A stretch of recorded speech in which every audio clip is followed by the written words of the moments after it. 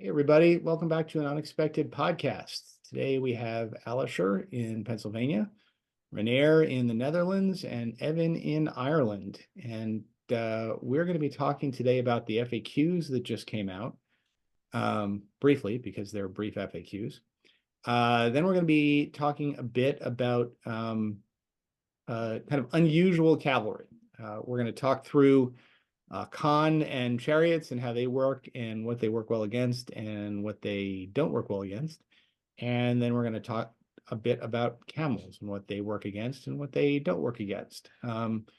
Things you occasionally see on the table and are useful against certain things and not useful against others. So we figured we'd spend a little time talking through them.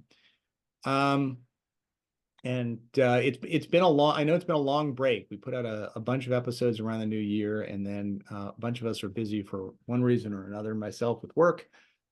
So we're finally able to do a record. It's near the end of February, and hopefully we'll be able to get down into a little more regular schedule. With that, why don't we talk about the FAQs? These came out on February 16th. There were 4 books that were amended, and wasn't a heck of a lot that changed. We're just going to briefly go through what they were. And all right, so I'm going to start with the rules. The first new FAQ is if a model begins its move within an enemy model's control zone and chooses to move away, as one of the options listed, that's something you can do, is just move away from another model if you start in their control zone. Can the model moving away still charge a different enemy model? The answer is yes. I think that is normally certainly that's how we've played it. As long as you start off by moving away, you can end up by charging, but I guess that's just a clarification thing. Apparently, it has come up at events. I've heard that specifically come up. I know it came up at Nova, and if Devin jumps in, he can talk about that or talk to that anyways. Yeah, okay, fair enough. I mean, it certainly is a question that has been asked, but I don't think that the answer to that question is different from the normal answer to that question. Next question. If a model has 2 weapons, such as a dragon called Acolyte or a Corsair Reaver, wishes to swap them for a different type of weapon for 1 point, can they only swap one and therefore use their original special strike and the one for the new weapon? So, you switch out 1 axe and keep 1 sword so you can, feint and pierce at the same time. The answer to this, surprisingly enough, is no.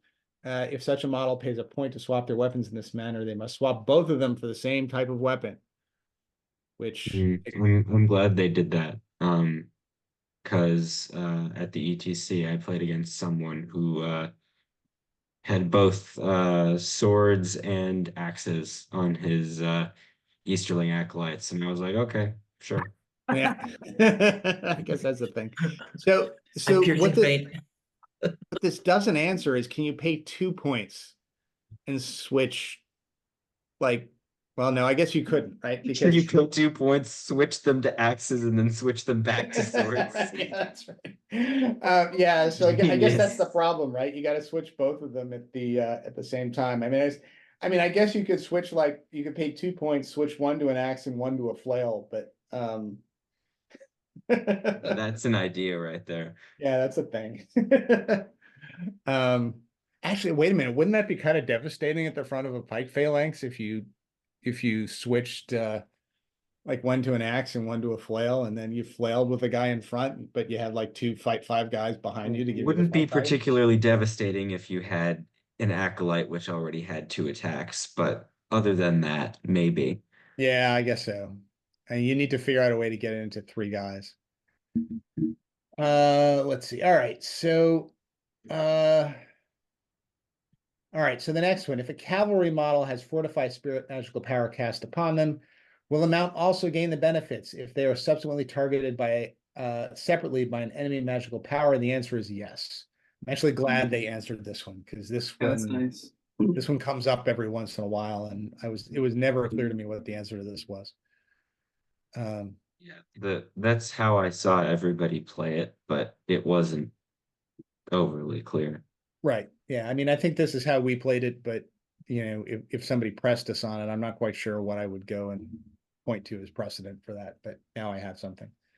So next one, question. If a model has its melee weapons shattered by the shatter magical power, but still has a ranged weapon, does it still count as unarmed? The answer is yes, as it has no melee weapons.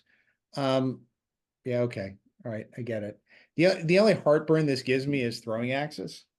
That's interesting.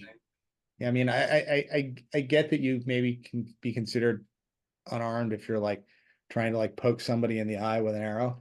But throwing spears and throwing axes were See, Dad, what you need to understand is that they're only built for throwing and therefore have no yes, practical use in melee combat. for throwing only. If you look very Yeah, closely at the it figure, it says it on the handles, so it must be true. yeah, that's right. Not for use in melee. Not approved for use in melee.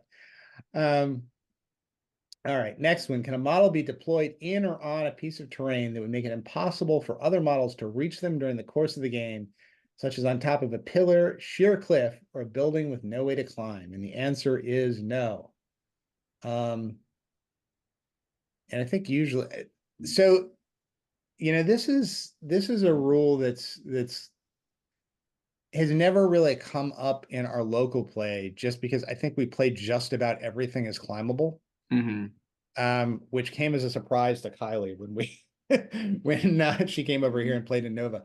But we typically say that just about anything can be climbed. So we never really had this come up, but My Yeah, mind that's immediately really goes to wonky like stuff. pillars. Like I've seen some weird stuff with like on a Casa Doom board, like, oh, can I deploy all the way at the top? right. I think this addresses It's that.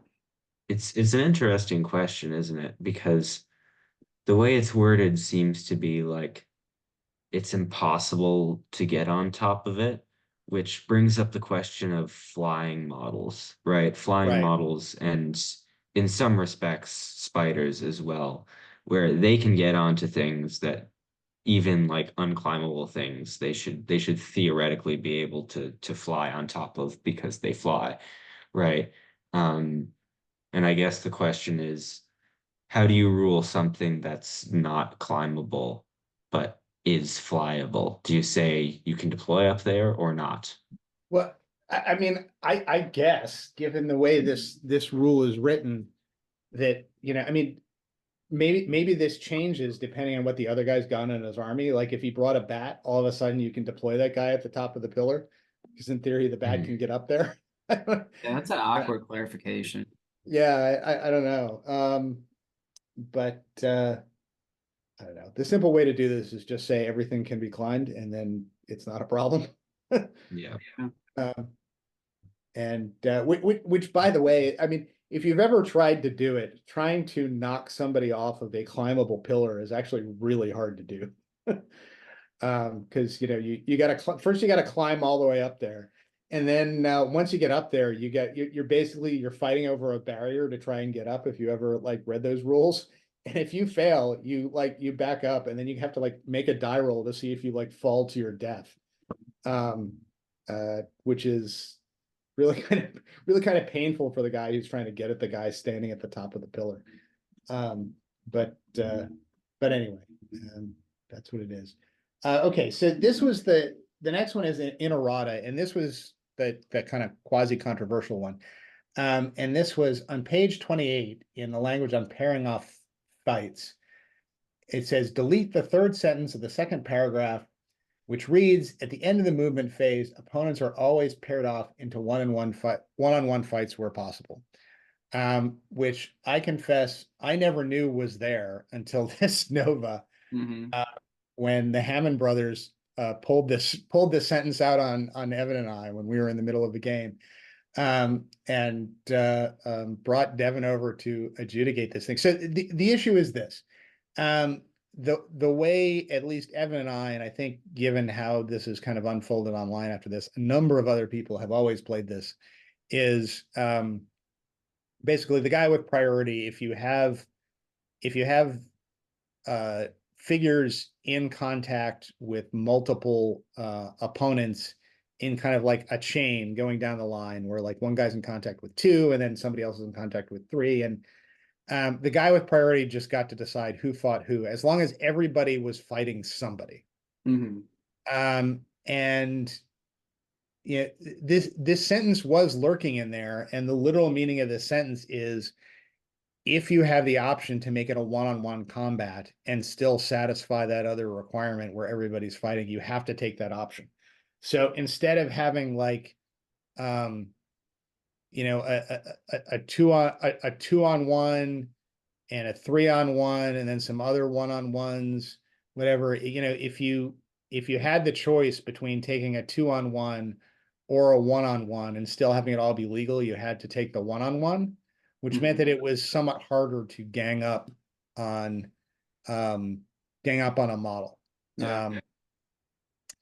And this had subtle impacts in you know, how you had to decide who were charging.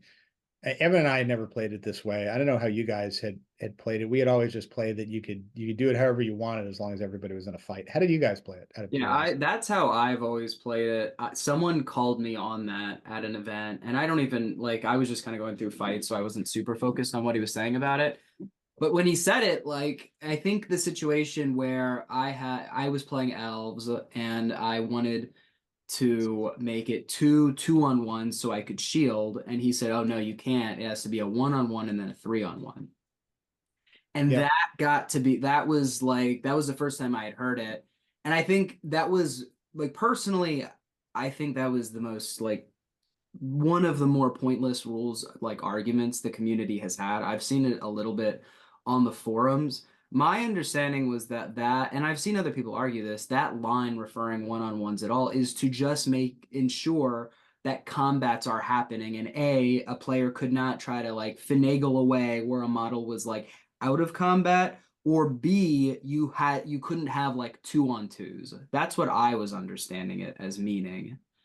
And evidently, I mean, I'm glad we have the clarification, because like, you know, I know using like common sense is kind of an awkward thing to look at with the game, because obviously it's a game with rules. But like, I mean, if you have like, I thought it made a lot of sense that you can just, you know, kind of dictate the fights if you have priority.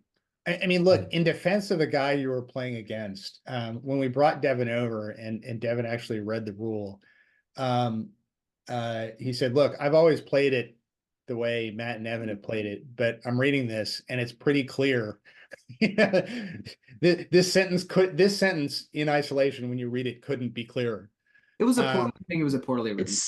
It is a very interesting case of what every English teacher warns against, which is adding a redundancy into a text that isn't necessary, and then having that come to bite you back as you have unintended consequences from it. Because a lot of people online were reading and were saying that the FAQ was unnecessary and that this was never a problem, and not understanding the argument.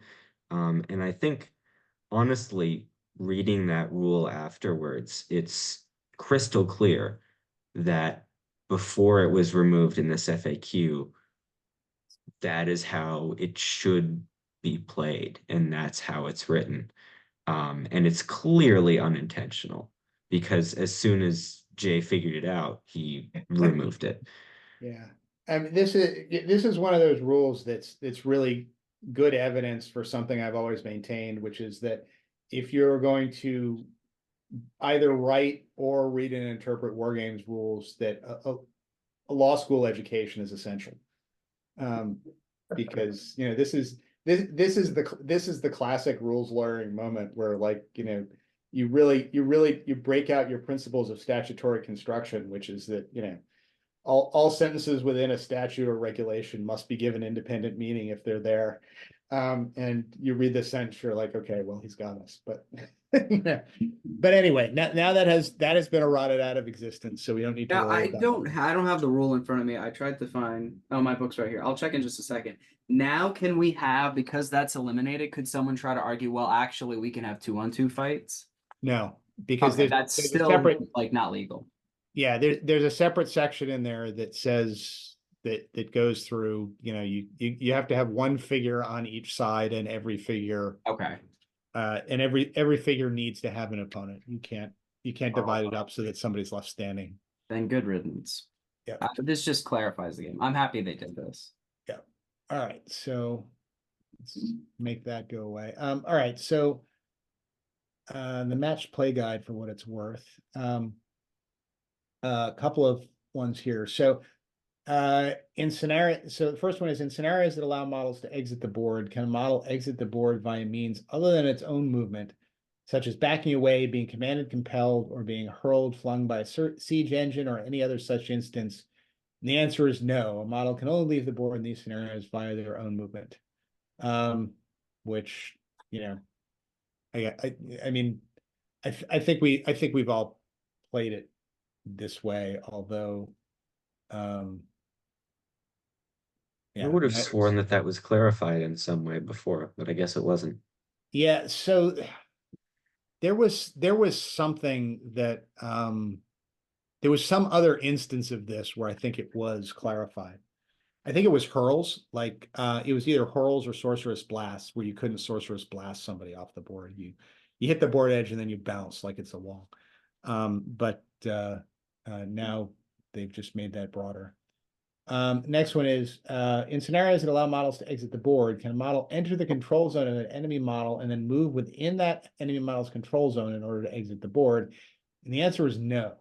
Interesting. Once you enter the control zone, you have to charge, basically. And if the model you're charging is still on the board, you got to stay on the board and fight him. Okay, makes sense. Yeah, that does make sense, and that's another way to block people getting off the board. And the last one in this is, in the fog of war scenario, do players secretly write their objectives down before or after deployment? The answer is after both sides have been deployed, which until fairly recently is not how I played it. Yeah, Just never played played it. that way either. I didn't see that. Yeah. I had somebody tell me that was the way it was done and just accepted that fairly recently, but it's not how I had played it hitherto. So, all right. Defense of the North. All right. So Defense of the North. Get to the good stuff. Important in here.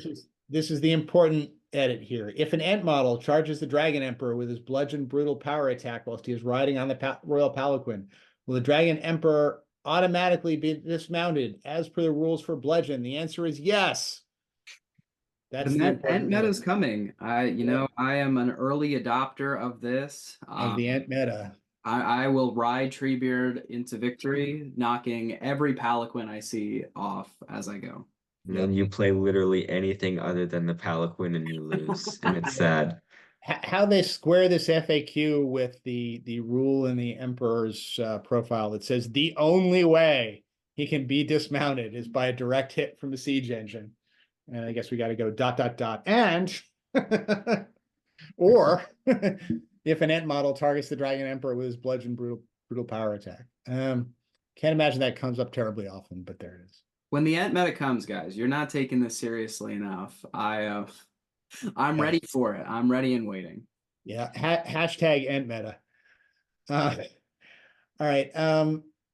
Okay. And then we have in the errata on page 72, change the Dragon Emperor of Rune's point value to 200, both on his profile and in the Host of the Dragon Emperor Legendary Legion on page 93. So the Dragon Emperor is no longer 170-point model. He is now a 200-point model. Now, here's where the conversation we should talk about. Do you guys think that was a good change? Was it enough of a change? And do you think the Dragon Emperor or the Legion were the problem? So, all right. The answer to that is complicated. Here comes a lawyer. I think right. So I think some change was warranted. I think this is about right. I guess I have two concerns with it. The first is that I'm wondering if this changes the Dragon Emperor, to the extent it wasn't already, into a figure you only take in the Legion.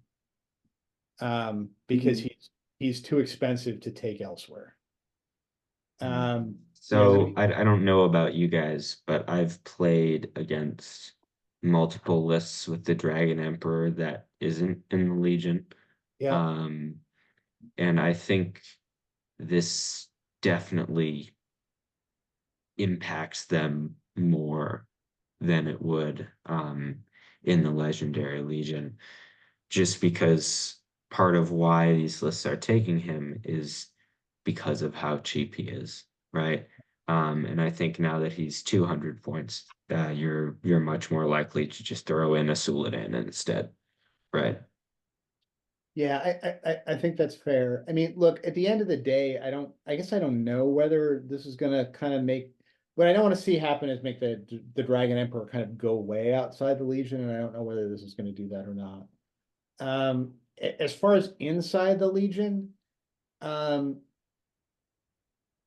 think this is really only, I think, a huge problem for the Eastern level players at like the 500 to 700 point level, in this kind of 600 to 650 point level, because it makes it a pretty, if you're going to take all three heroes, it makes it a pretty small army. And if you don't take one of the heroes and you substitute a captain, it makes an appropriate sized army with, that depends almost entirely on the hitting power from its troops, just because the Dragon Emperor's base is so big that he's very hard to use as anything more than kill a figure return. But I don't know, maybe that is as it should be. I don't know. I mean, I'm still gonna try him out, and I'm still gonna kind of see how it goes. I mean, at the end of the day, it is what, 3 less figures, and we'll see how much that matters. I feel like this was meant to just be a slight deterrent. I mean, like, for as much as we saw a lot of the Dragon Emperor, it's not like the Dragon Emperor was just claiming events all over the place. No, he wasn't.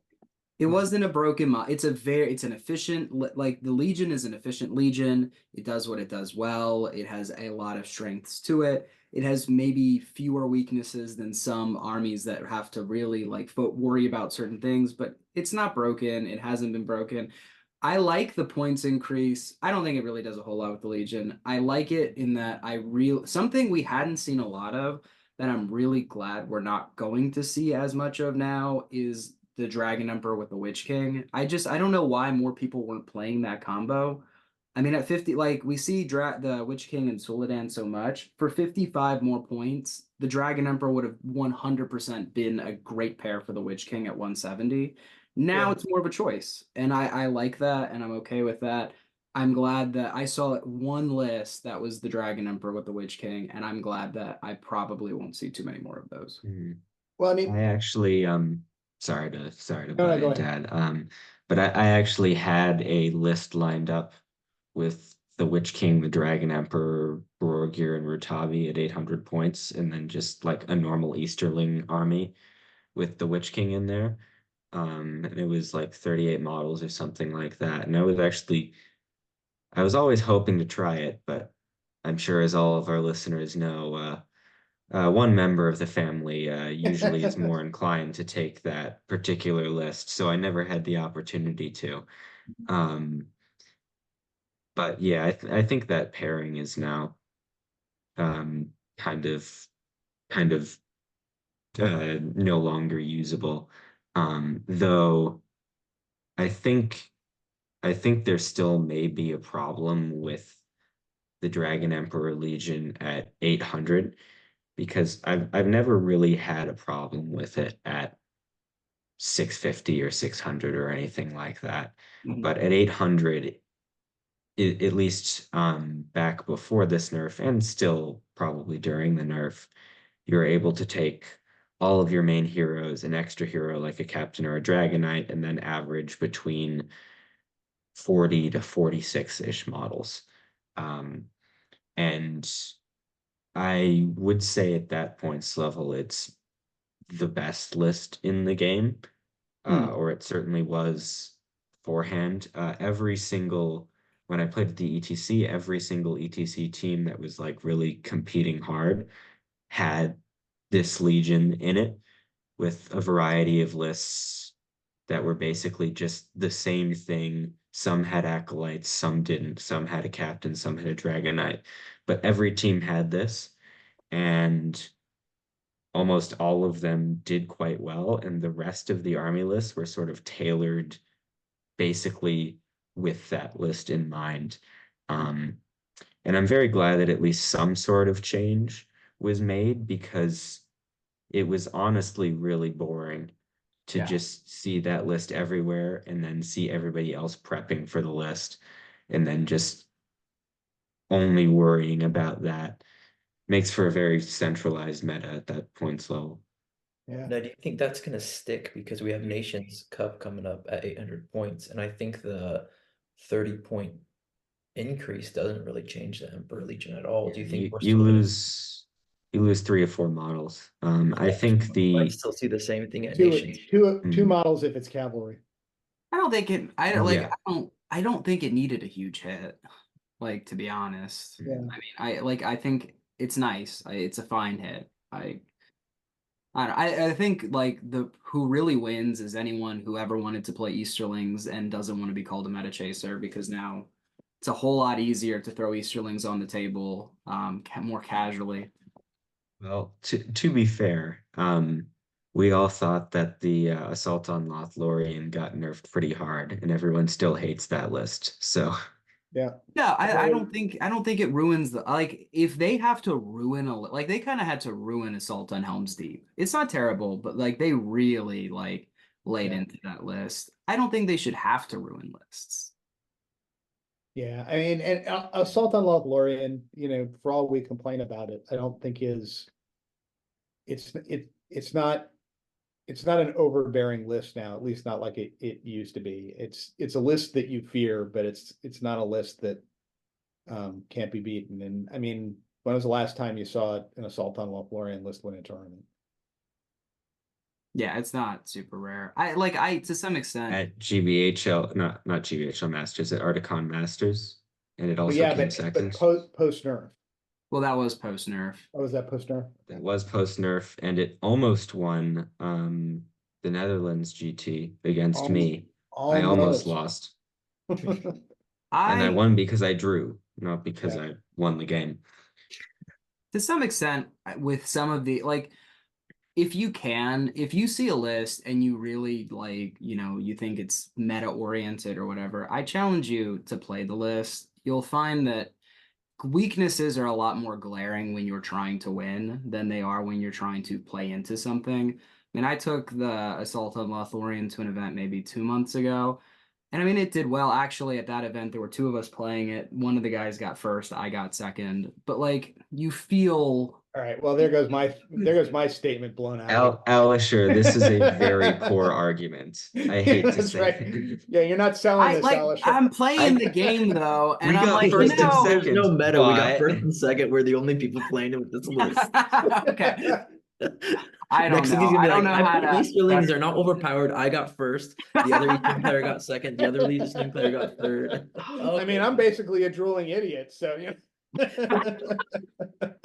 Okay, I don't know. Maybe I don't have an argument. I don't mind these lists at this point. I think they've done a little bit, and they shouldn't have to do a ton. Yeah, I mean, I played I played against Assault on Lothlorien a bunch of times post nerf, and I mean, I've lost to it once, but beaten it a couple other times. Like I said, it's a strong list, but it's not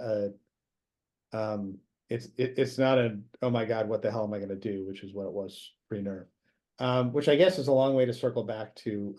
I don't know. We'll just have to see kind of what this does with the Dragon Emperor, but. I mean, I think this kind of 30-point price increase was like in line with what a lot of people were saying needed to happen.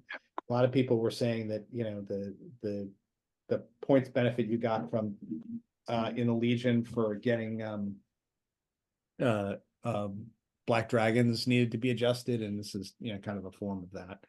So we'll see how it goes.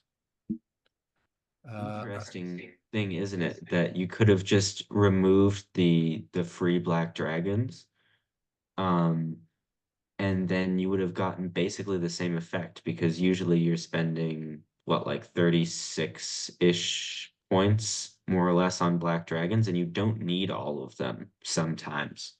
Yeah. And then you could have sort of, but that is removing a rule, and I think Jay would probably hesitate to just remove I an mean, entire army rule like that.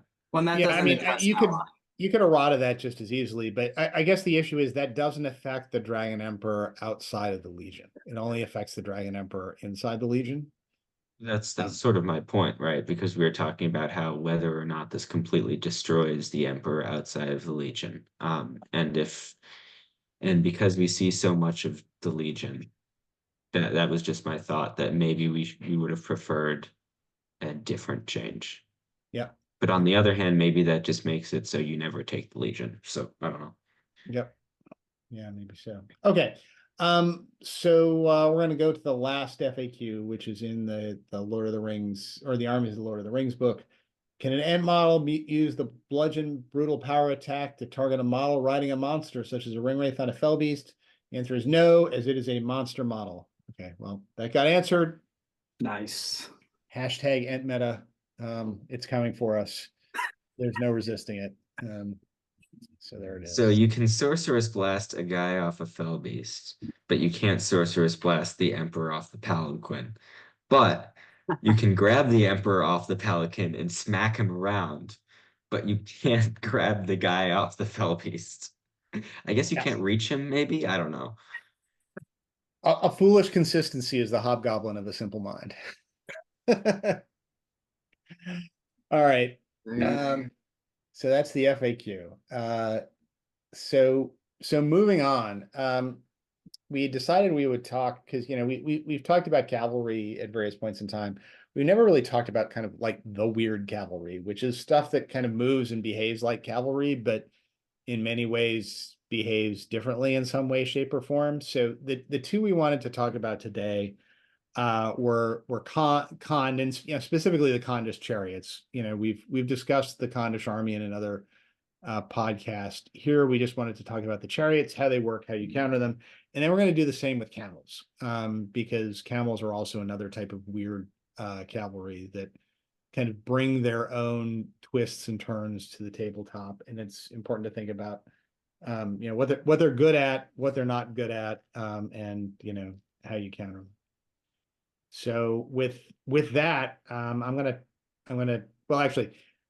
turn this over to Rainier in a second, but because Rainier does not have his book, I'm just going to go through and go through the list of special rules that kind of come with the Khandish chariots.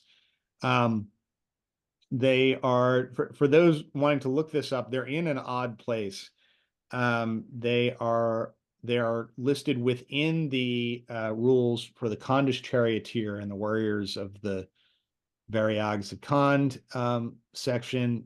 Even though you can buy chariots for the heroes, and in fact, almost all the time you are going to buy chariots for the heroes, the rules themselves are laid out under the profile for the Khandish charioteer. The rules are thus. First, defensive. Well, first of all, I guess the stats of this thing. It moves 10 inches with some caveats that'll come up later.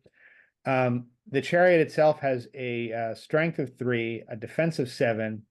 It doesn't get any attacks on its own. And it has 3 wounds and a courage of 3. And it has a mount, or it counts rather as a mount. And the Khandish charioteer counts as cavalry, so it gets cavalry bonus with some additional stuff that comes in later. All right, so first rule is defensive bulwark, which is oddly enough an active special rule, which I would not have thought is the case, but apparently is. When an enemy model makes an in the way roll to see if they either hit the rider or the mount, they hit the chariot on a 1 to 4 and the rider on a 5+. Additionally, when in combat, any model that wishes to strike the rider must roll a d6. On a 1 to 4, the model must strike the chariot. On a 5+, they may strike the rider, which I guess raises the question that if you're transfixed, I guess this rule goes away. I just pulled up the FAQ. guess- That has been FAQ'd. That has been FAQ. Okay, Okay. all right, good. That was going to be my next question, which is there an FAQ on this? All right, so disregard that and let's move on. I'm just imagining like the bulwark like jumping up in the way of strikes. Yeah, that's right. Or the transfix, like like you convince the rider to like lean forward over the edge of the chariot so that you can strike off his head. Okay, and then you have the chariot and magic. Models with magical powers can use them on the chariot, selecting either the chariot itself or one of the crew members as the target. And magical powers affect both the chariot and its crew. The only way the driver will get affected with it, you have to basically target the driver with a transfix or a compel if you want to impede its movement. And then sorceress magical powers such as sorceress blast, nature's wrath, or call wind won't knock the chariot prone, although still inflict damage. And I believe there's also been an FAQ on this, which is if you compel somebody, you can't turn the chariot around, which is one option you have with this chariot. You can only cause it to do, like, as we'll talk about in a second, it's, a portion of its movement, then turn, and then a portion of its other movement. But you can use compel to like cause this chariot to run over its own troops, which can be a significant problem. Next rule is stable platform. If you're riding a chariot, you can still shoot a bow after moving its full distance. Chariot charge. It gets the monstrous charge special rule. Put a pin in this because we can come back and talk about it afterwards, because even though it has the monstrous charge special rule and can theoretically knock down cavalry, because of the strength involved, that usually doesn't happen. But we can see. All right, and then we have chariot charge. The way it moves, this is one of those models that does not technically charge. At the start of its movement phase, you can pivot the chariot up to 45 degrees. And then you can move it 3 inches, then pivot it another 45 degrees, move it 3 more inches, pivot another 45 degrees, and continue till you're out of movement. So basically you can go 3 inches, pivot, 3 inches, pivot, 3 inches, pivot, and then 1 more inch straight ahead, and then you're done. You can, of course, at any point go further on straight if you want. You don't have to pivot. But it moves in these kind of 3-inch increments. So it has like an arc when you turn the thing. You can't turn the thing on a dime. And then once you go forward, you ignore control zones, which means that technically you aren't charging people. You can go right into terrifying models and just charge right into the things. It's like a Mumak in that respect. And then when you do that, the target suffers 2 strength 4 hits. If you kill it, you get to keep on going. So this is one of those models that can ride people down. And then if you hit cavalry, basically you do a hit to the rider and a hit to the mount.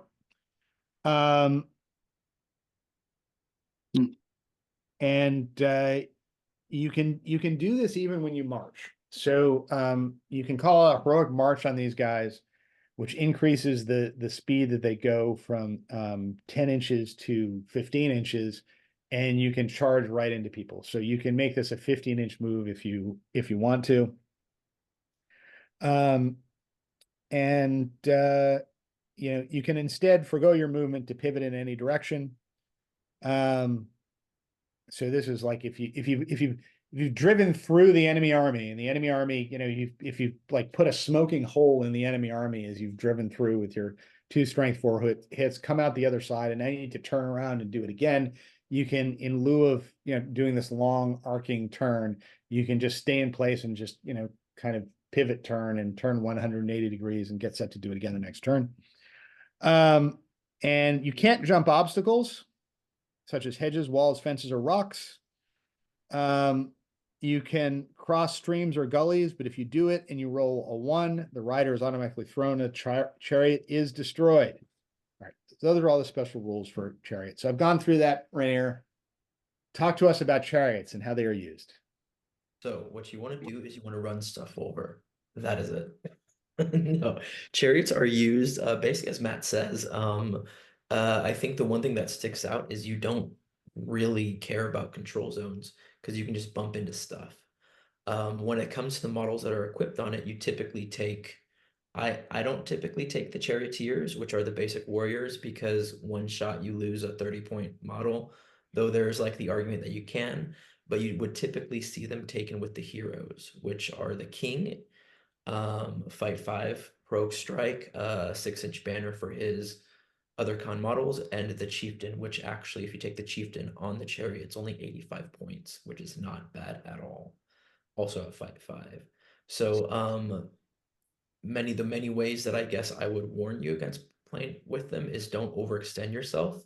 Have them kind of in the back rank, because a lot of times what you see is people will just charge with the chariots and then realize, oh shoot, like the army and the battle is all behind me, and you'll have to take a whole turn to kind of turn around and get back to the fight. So hit them on the flanks when you do fight with them. I like them paired with something kind of spicy or interesting. For me, that would be another mounted model on a horse that can kind of like get into like little nicks and crannies and stuff. Amdor or the Mouth of Sauron or even the Witch King, something like that. But also there are magic tricks that you typically would see them with wizards or just different magic where someone can compel. But there is a trick. Alisher might know a little bit more about it. He can probably explain it better with enchanted blades. Can you explain that, Alisher? Yeah, so this is kind of a little bit iffy in that no one has said like, oh yeah, totally go for it. But like technically, as the rules are written, if you cast enchanted blades, but we're gonna say more specifically, channeled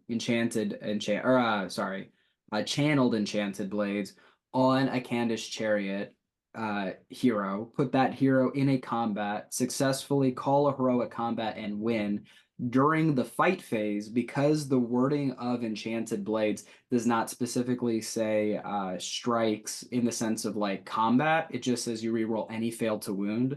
The chariot subsequently, as it moves, would then re-roll its failed wound rolls, and because it's channeled, it would also get +1 to wound with it. So in theory, you're getting up to 4 dice with a +1 to wound on each of them, just charging into things. So like, it's a lot of setup, and depending on the tournament, they might say that that's not whatever, like the rules as intended, but technically it's legal, and you could, just mow down someone's army doing that. There was a player actually at the last Dutch tournament I went to, Akeem, and he did a really good job actually with that. Did he On do it paper, to you or listed someone like, else? what is it? Did he do it to you or someone else? No, he did to someone else. It was a 3-game event. He was like totally dominating, and he only had, I think, around 17 models. Then he hit Reconnoiter last round, so it kind of screwed him in the end. But man, it was crazy what he would do with Borgir specifically. I mean, that's 85 points. Historical Alliance, you're not really losing much. You can even throw in all those Khandish archers with the Green Alliance and their special rules. You get a whole bunch of archers to go get objectives and whatnot. So it is kind of finicky. It's tricky, but like you said, when it clicks, it clicks. Like if you come up against all these, you were seeing a lot of hordish armies like Lake Town, Hunter Orcs, even Umbar and stuff like that. It just mows through them like it's butter. Yeah. I So think I think the most important thing to emphasize with these guys, sorry to cut you off, Dad, is that if you have Khandish heroes that you're maybe taking on horse, um, and you're considering taking a normal charioteer, in my opinion, and I don't know if you guys agree with me on this, you should always take the hero on the chariot instead of the normal charioteer. Um, the reason being A is you've got extra protection from magic, you've got heroic moves, you've got heroic strikes if you get surrounded and charged, in the case of the kings. Um, but B, it also allows you to, and I'm fairly sure this is a thing, right? Call heroic combats on the chariot. Mm-hmm. yeah. And that's so important because what you do against a normal charioteer, right, is just throw one guy into them and then they're done. You've beaten them for a turn. But if you throw one guy into a hero on a chariot, they can call a heroic combat, kill the guy, and then trample through your entire line. And it just makes them that much more threatening. And I think points efficiency too, Evan, what you were saying is 10 points for a horse, just pay 20 more points for the chariot. Yeah, So it's like you get such usage for 20 more points. And then also they have axes. You can piercing strike get up to strength 5 against like hard armored stuff and whatnot. And what I like doing too is you can use them in a defensive way too. Throw a king or throw a chieftain on chariot against the likes of like Boromir. And it'll take Boromir 2 or 3, maybe even 4 or 5 turns to actually kill that charioteer. You are neutralizing a 100 and something model for 85 points, whilst also praying Boromir's praying, please let me get the roll off so like he doesn't trample me. Please let me roll high, spend all my might so he doesn't trample me. And like on the initial hit, you're typically gonna like dehorse these heroes as well. So I like using them as I usually play them kind of like the new Transfix. When Transfix in the new edition came and went to downgrade, it's just throw a charioteer into these mega heroes and you'll basically stop them from doing much of during the game. Yeah, there are Yeah. no circumstances under which you want to put a Khandish hero on a horse. I'll just go out there on that limb and say there's no argument for doing that. You always put Just them wait though, Matt. When we make lists to fight against each other, I'll most likely put one on a horse. Yeah, go ahead and do that. You guys will be like, wow, very good. Great thing for wait. your opponent to do. And I did pull for up the those of rule you who for- are Sorry, Evan, go ahead. Oh, sure. I was just going to say, for those of you who are caught up on Entmoots, which is, we're advertising a different podcast, but check out Entmoot. It's a lot of fun. Uh, there was a 100-person GBHL tournament recently, and the winner of that played Pure Khand. And they had 4 or 5 chariots, something like that. And the reason they were able to win that tournament was because they made a very correct meta call, and that's often what you need to do to be able to win with a list like this. Just because there's a lot that can beat Khand, right? Like magic is terrifying, big monsters are terrifying, those sorts of things that can just sort of go right through your chariots.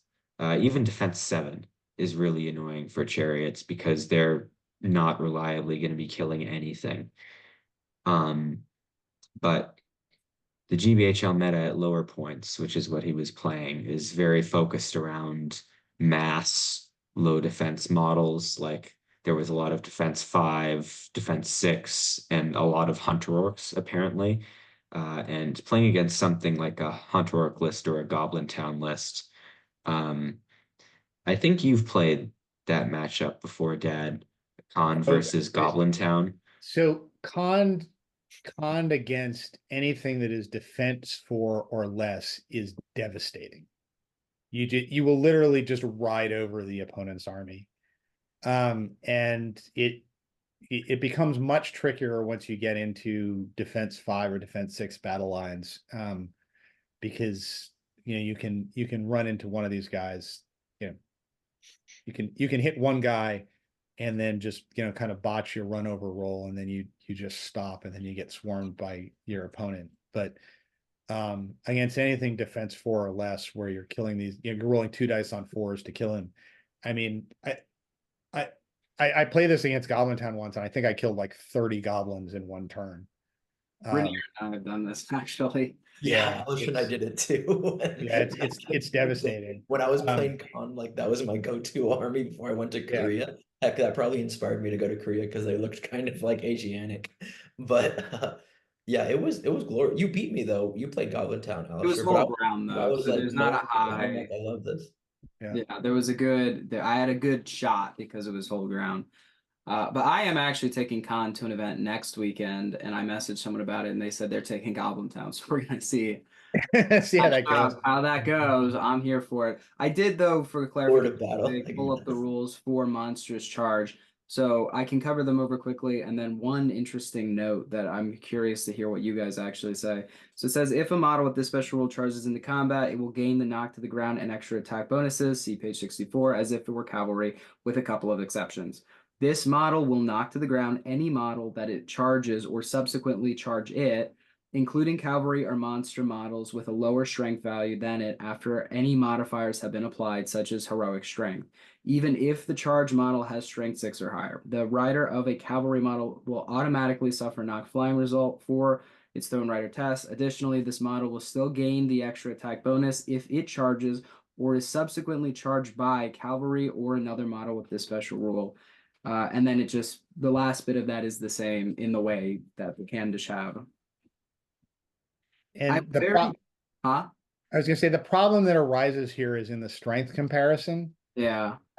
Because what it means is ordinary Khandish charioteers who have a strength of 3 will not knock down cavalry, because the cavalry also has a strength of 3. In But it would case you gain wanted it. another reason to take the Avoid Khandish question heroes riders, instead don't of the take But chariot. the Khandish heroes, interestingly enough, will also not knock down heroes on horses, because the heroes, everybody will have strength 4. Question about that. Do either of the Khandish heroes have heroic strength? I assume not. I will check that right now. I don't think so. They do Because not. that might be something fun to do. They do Never mind not. then. I mean, what I used to do before, I think it was the FAQ previous to this, is I would pierce. Because the way the piercing rule worked, that gave you the +1 strength, and that allowed you to knock people down. They have since through an FAQ said you don't really, that +1 strength you get from piercing doesn't affect other things. So that's no longer a tactic. But in most instances, if you're charging a hero on a horse and you don't kill that horse with the impact hits, the hero will stay on his horse because you both have strength 4. You do, though, get the extra attack. You do get the extra attack. One line that attack on confuses Khandish. me is it says, additionally, this model will still get the extra attack bonus if it charges or is subsequently charged by cavalry or another model with this special rule. That maybe I'm just that almost seems like I could easily misconstrue that as saying if I have a Khandish chariot and a monstrous charge unit or a cavalry model charge my chariot, I just automatically get +1 attack.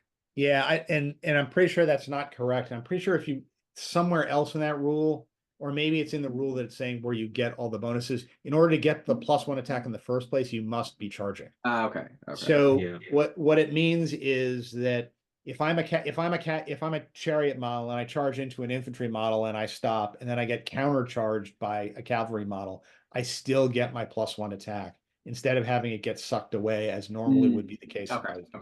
So you do get the extra attack, which is nice. Yes, if you charge. you do. Just a couple things to keep in mind about chariots too is chariots tend to work better when they're used kind of massed together.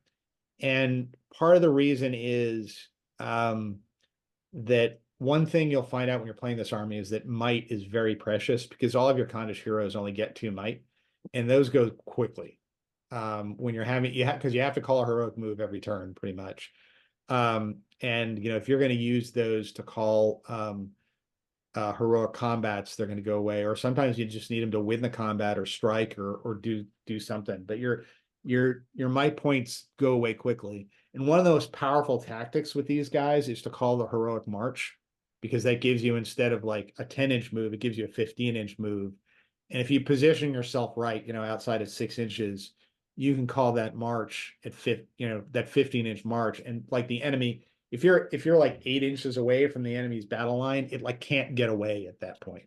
Yeah. And this is what does well paired with Easterlings, because the Easterlings hit really hard, really, really fast, and they can go quickly. Yeah. And I feel like Khand is, in a way, you can have that big bronze block taking in all the shots and everything, and then you can have your Khandish contingent, which hits really hard and actually works really well with, think about it, a pike block in the middle, and you have 2 flanking chariots that just destroy the opponent going in. They clap hands in the middle. It goes pretty well, I say. Yeah. The other thing to keep in mind, and this is what I'm saying, keeping your chariots together, is you can have one of your chariots call a heroic march and have it affect all of them by calling with me.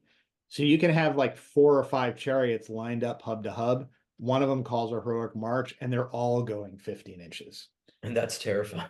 Yeah, that is terrifying. Yeah, And yeah, that's, it's you know, kind of that's, super terrifying. yeah, that's kind of one of the benefits of having a whole bunch of these things, you know, kind of lined up like that is if they're all within the range that one heroic march that somebody calls, they all get to benefit from it.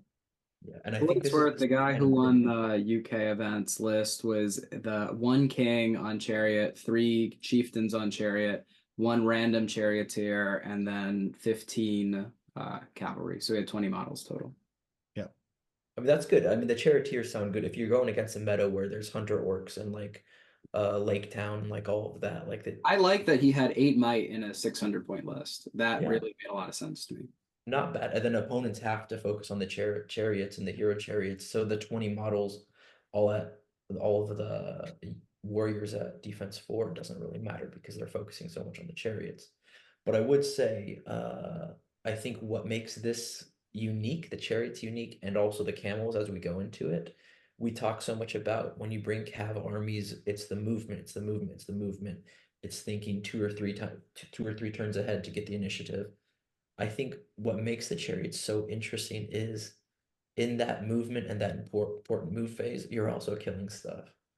So it takes the game out of like the move, shoot, fight phase, and now makes it the move, fight phase, the shoot phase, the shoot, and the fight move phase because you can kind of like repeat it. So it's quite an interesting, I guess, dynamic. I have also played against people who play it and don't do so well with it because it is kind of fidgety. You can't just throw your troops. You have to think about like how big their base sizes are because their base sizes are as big as a mortar or troll. Yeah, they It's are. quite And difficult they position. don't deal with terrain well either. I mean, that's None. kind of the doom of this army is the heavily terrained Mhm. board where like everything kind of runs into the terrain and just sits there, Mm. and you kind of like ride around the outside of it shooting into it, and they shoot back, and um Mm. it's a That's problem. also part of the reason why I think I personally think the pure canned is more dangerous than allying it with Easterlings because pure you have a 100% bow limit. So oftentimes you're going to be out shooting them and bringing them to you, which means that you'll be pulling them out of difficult terrain. Whereas if you have less bows, oftentimes they'll be bringing you to them. And if they just sit in difficult terrain, you're going to have a really tough time. Yep. See, that's one part where not that I'm disagreeing with you, but I've oftentimes seen when I play Con, I don't really shoot that much because if you get into a shooting war with, let's say, Lothlorien, you're moving, you're still hitting on 5s, and you don't have as many models. You have maybe around 20 to like 30 something. Each kill kind of matters and stuff. So that's also one warning I would say with Con, like kite with them, but don't. I've seen people like battle line it and just like shoot and like start losing stuff and then realize, oh shoot, I have to charge. And when they charge, their glorious, I guess, cav charge isn't as big. Yeah. So the way I've kind of found to try and be successful with these guys is you have like your line of chariot, in that situation where I'm in a shooting war, is you have your line of chariots that basically is it's a mobile terrain piece, and it comes forward, and it's in the way of all the shots on the cavalry who are just kind of lined up behind the chariots shooting through it. Um, and you can also with the cavalry, I mean, one of the advantages you have with the cavalry is you can kind of dance in and out of range. So you can kind of move them so that they're in range of, you can get a bunch of your calves shooting at a small amount of the opponent's archers and kill the archers. And what that tends to do is it tends to bring your opponent towards you, and they will kind of blunder within 15 inches of your chariot line without before they realized it. And that's when you call like the mass march. And the chariot, at that point, the chariots kind of go forward and they, kind of hit and run over the opponent. And the other thing you'll find, I think, is that the armies that can outshoot you tend to be defense 4. They tend to be like Harad. And those are the ones where, you just get them kind of you get them out of terrain trying to shoot you, and then the chariots go forward and just run them all over. And it doesn't matter if you've lost a half dozen cav at that point, because you've just killed like 20 Harad in a turn. Yeah. So, And those are the lists too where they don't have the heroes, I want to say, that can go hunt down a chariot. yeah, The heroes are going to be running away, so it's like, well, Lord have mercy, your troops are going to die then instead. yeah. Mm.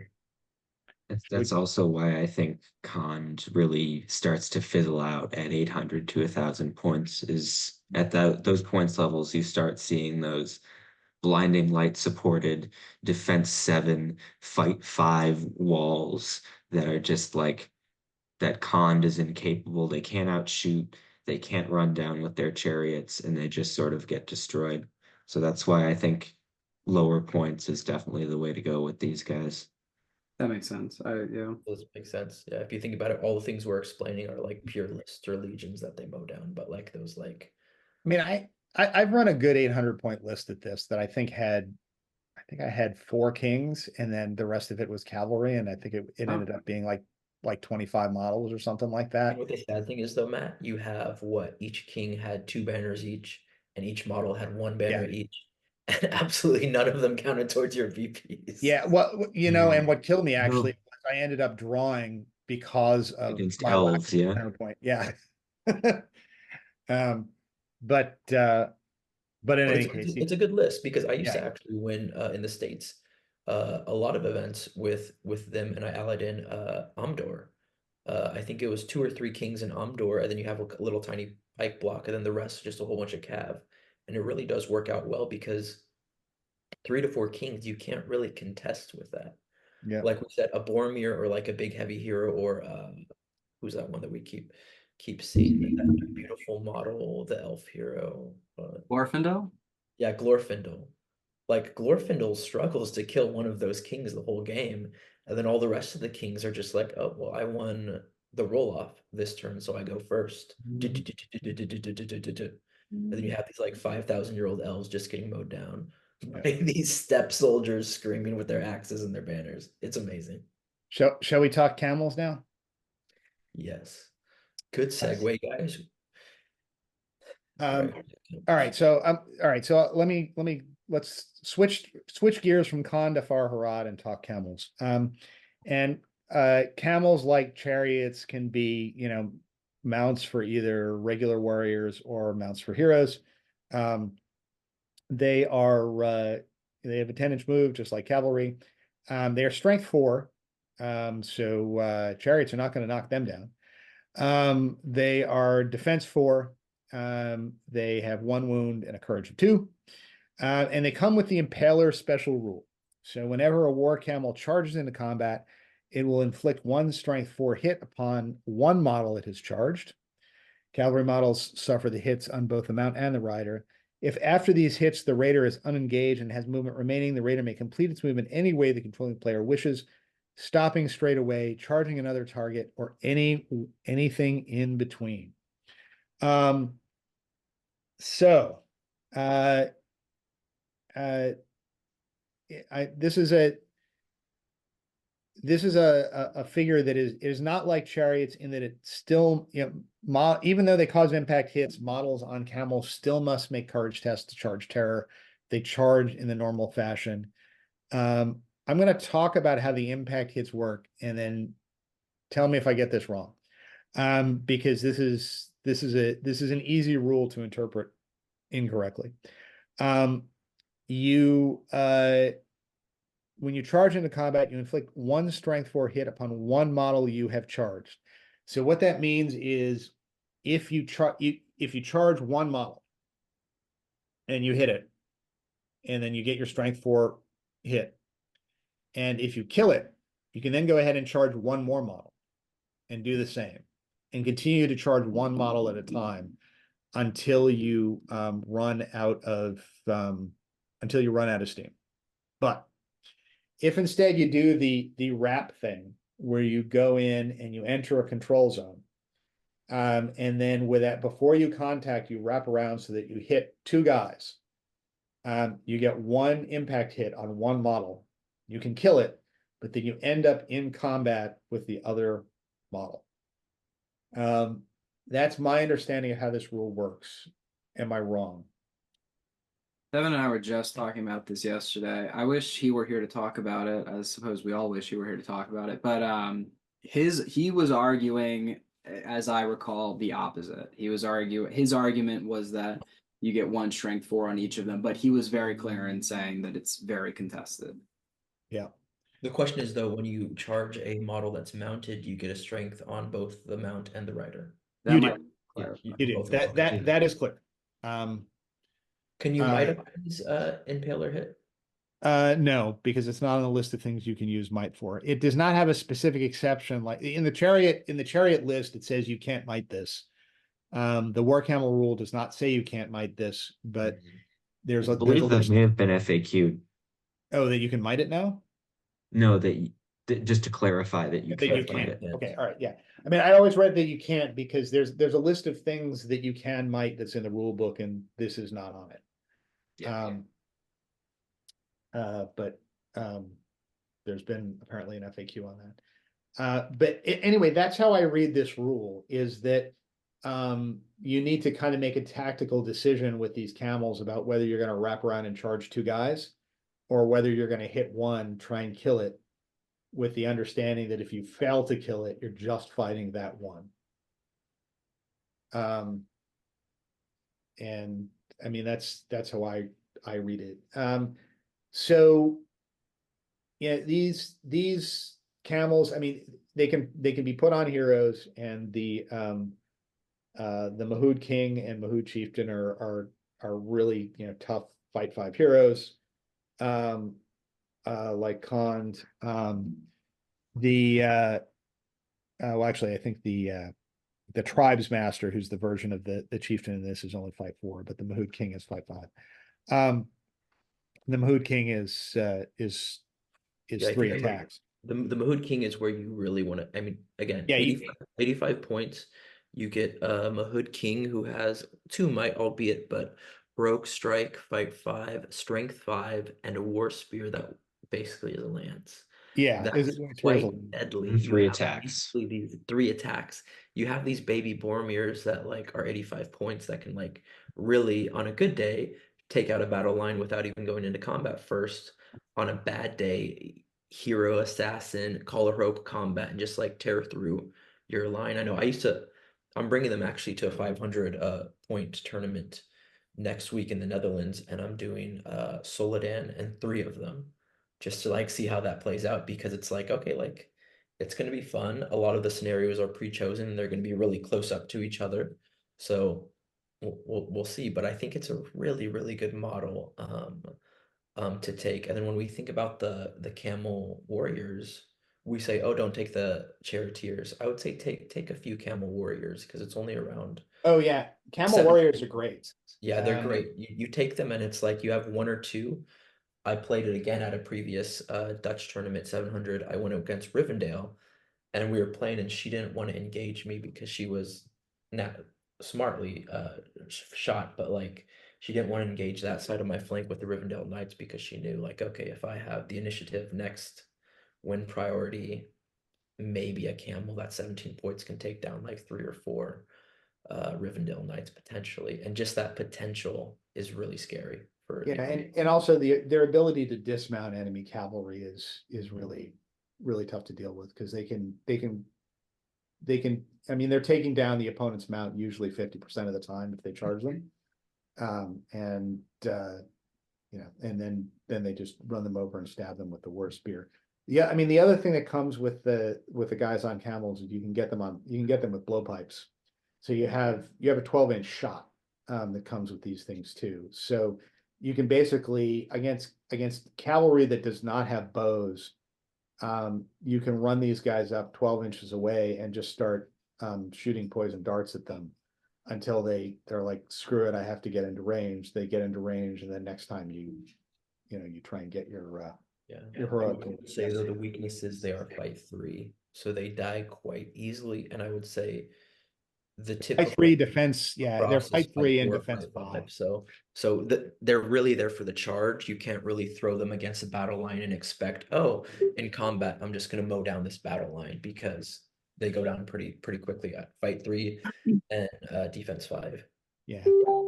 And unlike the chariots where you kind of are lining up for one kind of devastating charge, with these guys, I found you want to have something in your battle line that's actually doing the fighting, and then you're kind of sending these guys in like one of the heroes go in and just kind of kill stuff. But the regular raiders, you just kind of send them in kind of like one at a time or a couple guys at a time. You send them in and they'll run over like one or two guys and end up in combat. Maybe you'll kill them, maybe they'll die, whatever happens. If they die, you send in the next one, next turn, like on the flank of the battle line and see what happens. And you just kind of keep them as a force and being. There are so many tricks with these guys as well that your opponent needs to be super aware of, or else it can completely screw them over.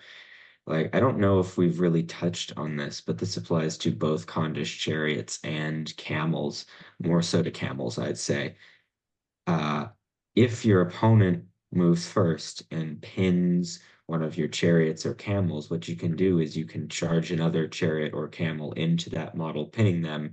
And if you kill that model, then that chariot or camel that was originally pinned is now free to move and be able to run over guys as well. This can be really useful to say, for example, they have one guy in range to charge one of your Mahud Kings, but you really want your Mahud King to be able to move around, charge two guys, maybe threaten a heroic combat somewhere, or charge a hero. Then you can take one of your camel riders and charge them into the guy fighting the Mahud King. You'll either have maybe like a 33% or 50% chance to kill that guy, and then your Mahud King can move again, which is a really, really scary tactic for the opponent, especially if you're running mass camels or mass chariots. Yep. Much easier to do, by the way, with camels than it is with chariots, just because of the maneuvering ability. Yeah. The size of the bases as well. It's just Yeah. very impractical to manage Yeah, with chariots. unless somebody's like trying to pin like the side of a chariot or something like that, and then you can bring another chariot up and kind of scrape by hub to hub. But if somebody runs somebody into the front of a chariot, it can be very difficult to maneuver another chariot around the front to get that guy. But now, on the other hand, if you had camels and chariots together, If you had the camels, Now we're Oh, getting into chariots. some interesting discussion. yeah, although New meta. That's what's going to beat Treebeard. yeah, Yeah. be careful, Alistair. one thing to keep in mind is camels, unlike chariots, cannot march into combat because they must charge. Yeah. Um, The camels seem like easier to ally just because they're generally cheaper. Well, they also don't have to worry about the peskiness. Like, if they're allying not with these Easterlings, they have to worry about bow limit, which is kind of a pain. Not with the heroes, but like you're not taking many cav. yeah, that's true. That is true. Yeah. I find Mahud allies really well with Harad and Soladin because you don't really get that powerful punch with Harad. And if you bring Mahud with it, you get the numbers as well as like that nice powerful punch. Right, and you get a banner, You do get a banner, yeah. A real a banner. real banner. I'm a real boy. Like Yeah. that's And I guess one last trick with Harad is, I mean, one advantage to taking pure Harad, or at least a green alliance with Harad, which I think far and near Harad is the army special rule that goes with Far Harad, which is if you let me actually find the special rule and read it. Mahud warriors that are within 6 inches of a friendly Mahud hero model that's engaged in combat automatically pass all courage tests they're required to make, which can be very important because these guys are courage 2. So they do not do well charging on their own into a terror wall or anything that's scary. And the Mahud King is, on the other hand, courage 5. So as long as you can get him into combat, once you get him into combat, then the other camels that are near him can just kind of go in willy-nilly however they like. That does come with the caveat of being a 6-inch range when the Mahud King is charged, which means that if you've set up your line of camels to charge in 8, 9, 10 inches back, and you're trying to charge a terror wall, chances are if you put your king in, their 6-inch bubble isn't going to be able to affect anyone. That is true. Oftentimes what you'll have is like the either your half trolls or whatever your battle line is, they and the heroes go in, and then the next turn, and then you put your the rest of your camels like 6 inches back from them. The next turn, if you lose the roll off, somebody goes and charges into your front line, including your Mahud King, because they don't want the Mahud King running over, and that's good enough to trigger your second line to go in. Yeah. So, all right, well, that's camels. Anything else we should discuss on camels before we move into a list review? Take them. Change the meta. All right. Take them, play them, and then you'll just come up against stuff that will destroy them. All right. No, what you really need to do is you need to have like an ent that can throw a camel whilst riding like 2 roller skates, chariots. Well, you just have your ant pick up the chariot and use it to bludgeon all the camels. I mean, all I'm saying, I don't see that you can't do that in the rules. So naturally, you can do that with the rules. So, all right. But I better get going, guys. Yeah, I'm gonna share my screen. Make sure I share the right one. All right. Take care, Rainier. Good seeing you. I think, what are you seeing? Are you seeing my email now? I'm seeing your email now. Alrighty. Here is the list. This is from Tristan in Michigan. It is a 750-point list. My understanding is that this is a prospective Adepticon list, but don't quote me on that. It is a Serpent Horde Mordor Green Alliance. He has named it Batty Beast Alliance. It contains the Witch King of Angmar with the Crown of Morgul, 3 extra fate, 3 extra might, 3 extra will, a Fell Beast, 5 Orc Warriors, Spear and Sword, 12 Orc Warriors, Shield and Sword, Razgoosh, War Leader of the North, with 1 Bat Swarm, 8 Orcs with Shield, and 4 Orcs with Spear. And then Soladan on horse, no bow, 3 Haradrim Raiders with bow, 12 Serpent Guard, 1 Watcher of Karna with twin blade. I think that's everything. It is 49 total models, and it looks like 9 might. 3 bows. Oh. Does This anyone is want to jump into this? This is an interesting twist on the Mordor. I mean, so a lot of this is the standard Witch King Suladan combo that we're seeing so much of these days, because they're 2 great tastes that taste great together. But I guess the twist here is, your third leader is Rajgoosh, and the reason it's Rajgoosh presumably is so that you get the bat swarm, so you get your ability to flap the bat in against something big, have its fight value, and have stuff kill it. Which is an interesting add-on to this. I guess the other components of this are, you have a whole bunch of Serpent Guard here to put fight 4 behind a whole bunch of orcs.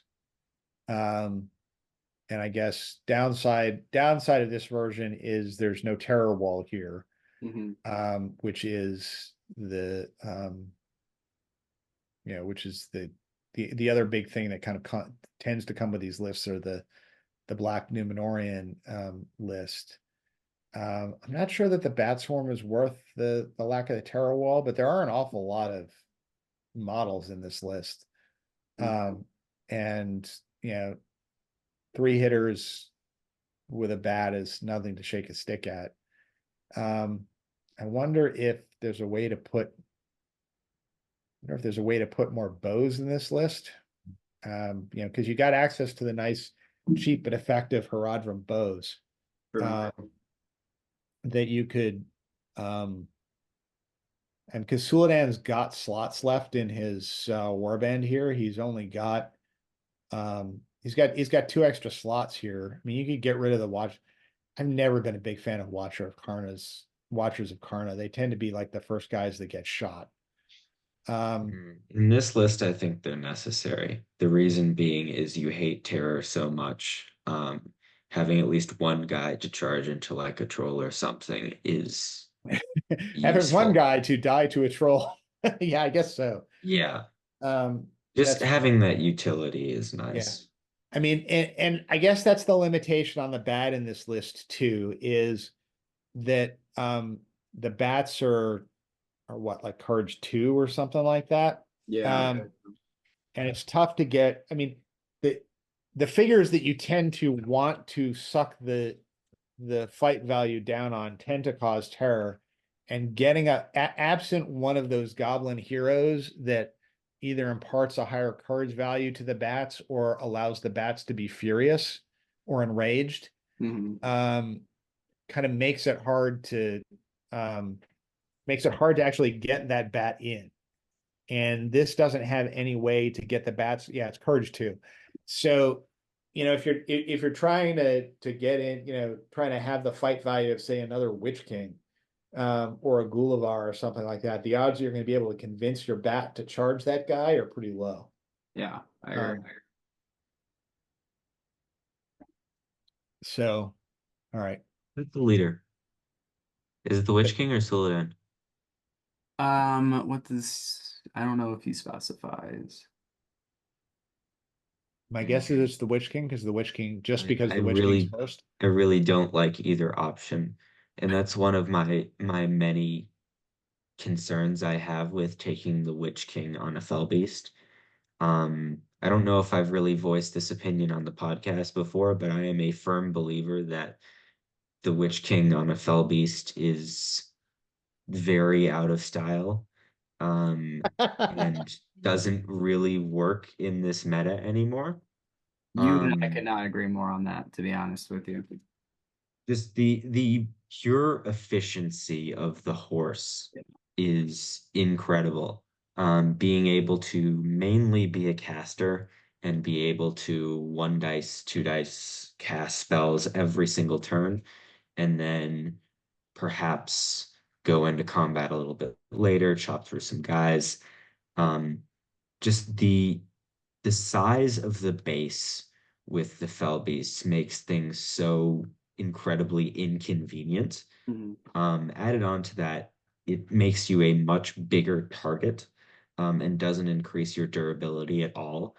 It is so much easier to kill a Witch King on a Fell Beast than it is to kill a Witch King on a horse, just because of how massive the base of the Fell Beast is compared to the horse. And that's just like that's my first thought with the Witch King. And but the issue then is, if you drop the Fell Beasts, I feel like this list doesn't really have anything, in the sense that it's relying a lot on the sort of Bat Swarm Fell Beast combo. The reason you see Black Numenorian supported by Morannon so often is you can take the Witch King on horse, you can take Suladan on horse, and then you can spam them, and you can outgrind most armies just with your 6-inch banner and your strength 4, fight 4, defense 6. And this army can't really do that. And that makes it a little bit challenging to drop the Fell Beast then, because that's sort of the list's trick. So what I'm hearing you saying, and let me see if I'm summarizing this correctly, is Witch King on Fell Beast, that's like so 2019. Is that what you're saying? Can I say I'm Gen Z? Well, what about this then? Because this was something I was thinking of. What about if you drop the Fell Beast, turn it into a horse, and use those points to upgrade a bunch of those Orc Warriors with shield to Black Numenorians? Yeah.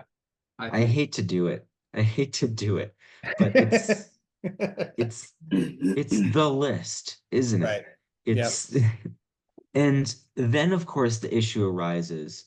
Your bat swarm is already extremely inconsistent because of their low courage and them being prone to compels and everything like that. And the fact that they are ludicrously expensive. 35 points is huge. You lose four, maybe five models. Um, and then if you don't need the bat swarm, why do you have Razgush, right? So it's just like this sort of domino chain reaction of, okay, I don't really like this, so this goes away. So then there's no point in having this, so this goes away. And then there's no point in having Well, Razgush, so all right. Razgush goes away. Like Hang that's the on a problem second, I have. because Well, yeah, yeah. I mean the bat swarm retains. I mean, you can you can solve the Black Numenorian problem either by dropping the bat swarm or by dropping the fell beast to a horse. If you drop the fell beast to a horse, you keep Razgoose, you keep the bat swarm. The bat swarm gives you interesting stuff over and above the capability to flap in and have the fight value of a hero. Even if your compel has gone off or whatever. I mean, there are some heroes out there that have very high fight value that you need to deal with that do not cause terror, first of all. You can never plan on the bat failing the courage test, which means that you have to the fact that the bat is there means you still have to create this like second line to create a no-fly zone behind all your heroes. The bat swarm can still run off the board and reconnoiter. It can still go and grab the weird objectives in the objective scenarios or in heirlooms. If the other guy doesn't have magic, you can still hand the prize and seize the prize to the bat and get it out of there. So it still has value. And I think the same is also true if you drop the bat swarm and you wanted to, kind of keep the fell beast, because, the Witch King on the fell beast is still pretty darn scary with, if you get off the right hurls and things like that. So, I mean, I think The issue with for me is not necessarily taking the bat swarm, though I will contest that in my personal opinion, I don't think it's worth it. But my real concern is taking both Razgush and the bat swarm, because you need to take Razgush to be able to take the bat swarm. And especially now that you're dropping a lot of the orcs to take Black Numenorians, I don't like Razgush very much. I'm gonna pull up his profile because I confess Yeah, I how haven't many looked at his points is he? profile. Is he what, 110, 115? I think it's Okay. Tell you yeah. in just a second. I mean, I He's agree strength with you. 4. He doesn't have a horse. I Like like, comparing him directly to Shagrat, it's just like night and but day, he in my does opinion. right now, which I think is underrated, is first of all, he is a fight 6 hero against elves, and he is a 3-inch bubble of hatred to elves, which, elves are a little bit more popular now than they have been for a little while, because they're going against the Dragon Emperor, they're going against other Witch King Suladan lists. Like, I see a lot of elves, so I don't mind Razgush in there as an anti-elf measure right now. I 100% agree with you though that the Witch King, I cannot. I whenever I see someone pull or come to a table with the Witch King on a fell beast, I am really not worried about it in the slightest. They end up always playing it overly aggressively. I trap the Witch King. The Witch King hardly gets any spells off. The Witch King dies. Like, I couldn't agree with you more on that take. Yeah, I mean, I agree in that if you're going to drop one of these two things, either the bat or the Witch King, Witch King and Fell Beast, you drop the Fell Beast. Somebody remind me which rule book is Defensive. That's That's what I thought, Gushin. and I can't find him. Mm, I'm looking at the book here. I took Oh, he's so okay. I in like there Oh, I see somewhere. what the problem is. Never I mind. I had found your it. guys' thoughts, and then I took it the other way, honestly. My assumption with like the way the list is configured, he's trying to not play it like every other Witch King Suladan list. That's my assumption. And I don't mind that. I took it, yes, drop the Witch King off the Fell Beast. I think he's better on a horse. I saw the one bat swarm isn't very efficient, and so I personally think two bats. I would take two bat swarms personally. I really like them. I know, Evan, you're saying you don't think they're points efficient. I think two of them, just having the table wide threat or just so much threat on the table to fly is really nice. And in instances with terror, two attempts at a courage test is certainly much better than one. I don't know that I thought he needed 49 models. I think I had like worked up a proposed like revision to it. I had taken the Witch King off the Fell Beast. I had added some Black Numenorians to his warband. I don't if you're gonna take black, see, like I think you can do some pretty efficient swaps. If you're not gonna take black Numenorians, you don't need quite as many Serpent Guard. And if you don't need quite as many Serpent Guard, you can take Serpent Riders and you can Right. take Abrakan Guard. And now all of a sudden the bats are pairing with other things that are very hard. Which Yeah, no, I was thinking that some Serpent Riders would be getting this. So I did find Rajgoose. Rajgoose is 110 points. Another thing to think about here is that I don't know what the local meta is in Michigan. If the local meta in Michigan is lots of elf armies, then by all means do this, right? Because there's no question that Rajgoose is worse than Shagrat at everything except when you're fighting elves, in which case he's better at Shagrat than everything. And so, we should caveat everything we're saying with if you're expecting to fight a lot of elves, by all means take Rajgoose. Um, and but I think Rajgoose he isn't bad. becomes less valuable when you put in the Black Numenorians, because remember, he doesn't affect them. Yeah, that's Also, isn't there a special rule that says he can only take specific models in his yeah, warband, he or can am I yeah. only making that He, up? he can't or take Black Numenorians. So the Black Black Numenorians would Numenorians all do have it to with be in the Witch King's warband, right? correct. yeah. Um, Now he is going to affect the Orc warriors with spear that are standing yes. behind the Black Numenorians. And that may be enough. And maybe you don't do the Black Numenorians if what you're going to end up fighting is a whole bunch of elves, and maybe what you do is you take a second bat. Mm. It's such an interesting question, isn't it? Because you compare this sort of list with Razgush in it and these basic orc warriors to something like a Black Numenorian supported by Moran and Orc shield wall against elves. And these orc warriors with Razgush, at least in my opinion, aren't a ton better. Um, because you've got the defense six with the Black Numenorians, and the Morannons are wounding the elves on fives anyways, just like the orcs.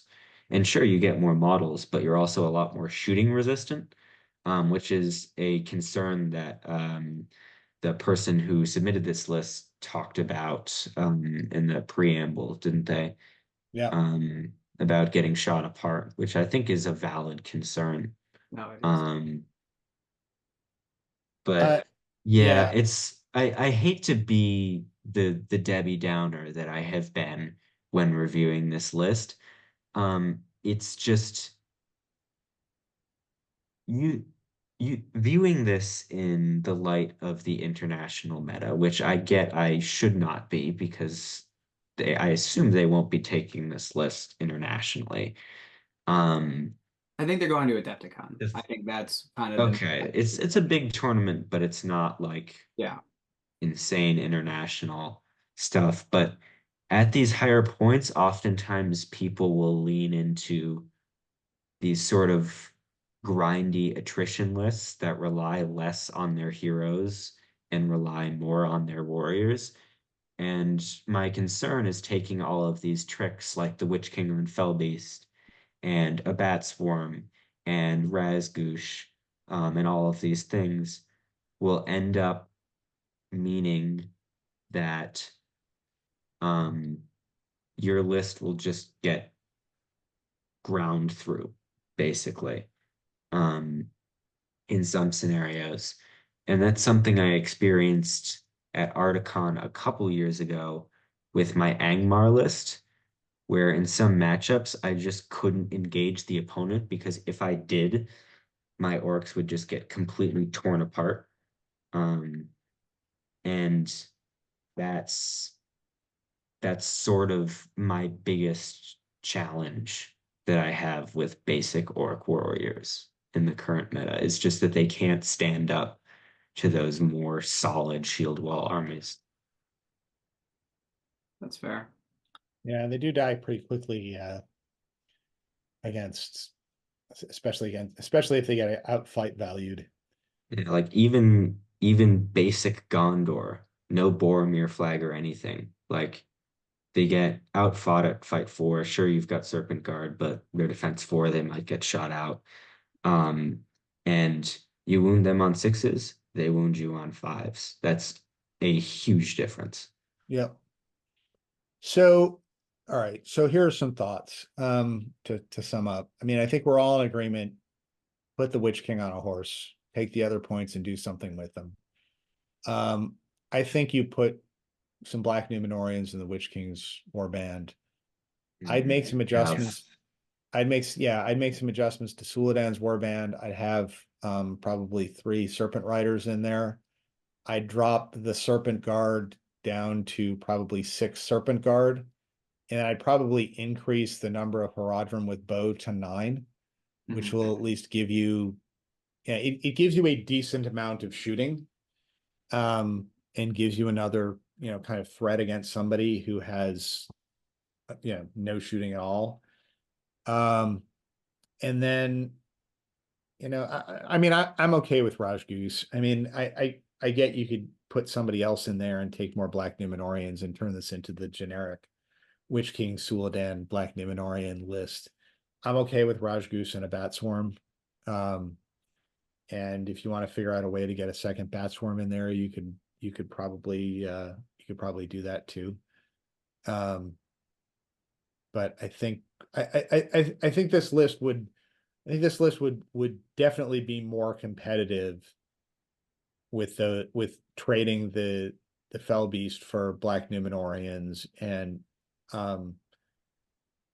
throwing in some cav to Suladan's warband and increasing the number of guys with bows. Yeah. Yeah, and just another quick thing about the Black Numenorians is this list doesn't have anything that can deal with a terror wall, right? Right. And taking the Black Numenorians will At least allow you to basically charge. fix that issue because you'll be Courage 5 if you outnumber them, or Courage 4 if you don't, which is astronomically better than Courage 2. Yep.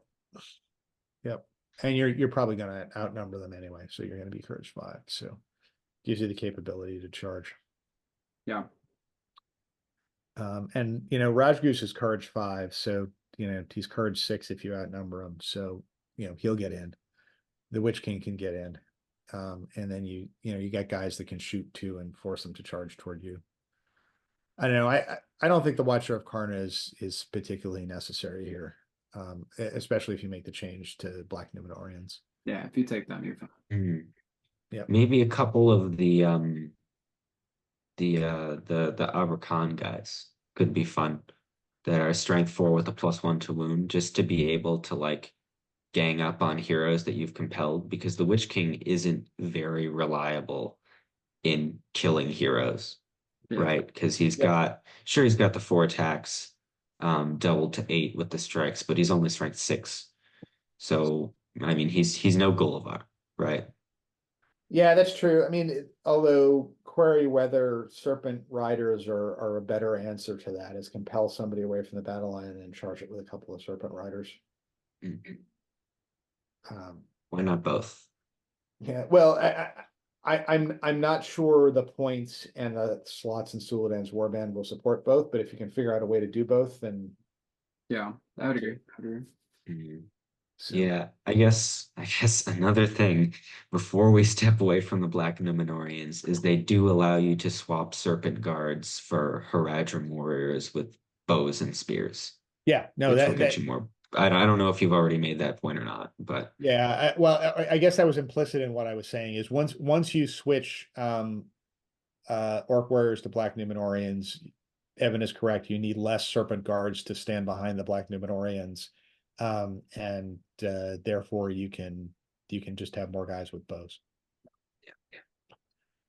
So Cool. Well, and Tristan, if I I see you at Adepticon, hopefully we can chat. Maybe you made some list changes, or maybe you're gonna prove us all wrong, and the Witch King on the Fell Beast is absolutely the way to go.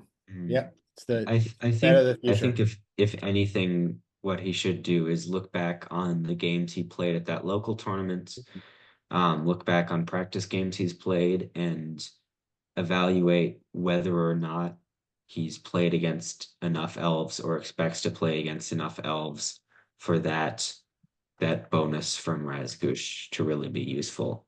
Because if not, then maybe go harder on the Black Numenorians, maybe drop Razgush, maybe figure something else out, whatever. One last thing, just because he asked the question, he said one thing he was curious about was finding a way to sneak a Haradrim or Orc Taskmaster into this list. My vote on that is neither of those two things will help this list. No, yeah, it's not gonna happen. It's just it's not gonna help the list at all. Yeah. Haradrim have the problem of I can't remember how many might they have. But it's a bunch of points. Taskmasters of one might. Yeah, it's the oh, okay, or Haradrim Taskmaster. I was thinking of Hashirin or whatever. Yeah, so Taskmasters, they have the one might, and it always seems like, for me at least, you end up getting about as much might out of the Haradrim or Taskmaster as you would have if you had picked a different. Yeah, just different take league. Guritz, honestly. Yeah. And then he has the benefit of helping you in Reconnoiter and helping you in Maelstrom of Battle as That is well. true. Yeah. That is true. I mean, the classic loadout here would be Witch King, Guritz, Suladan. So, all right. Well, thanks, guys. Hope everybody has had fun. Like I said, we're back from some personal stuff. We'll start putting out some other podcasts soon, and we'll hopefully be seeing you across the table at some point in the near future. Take care.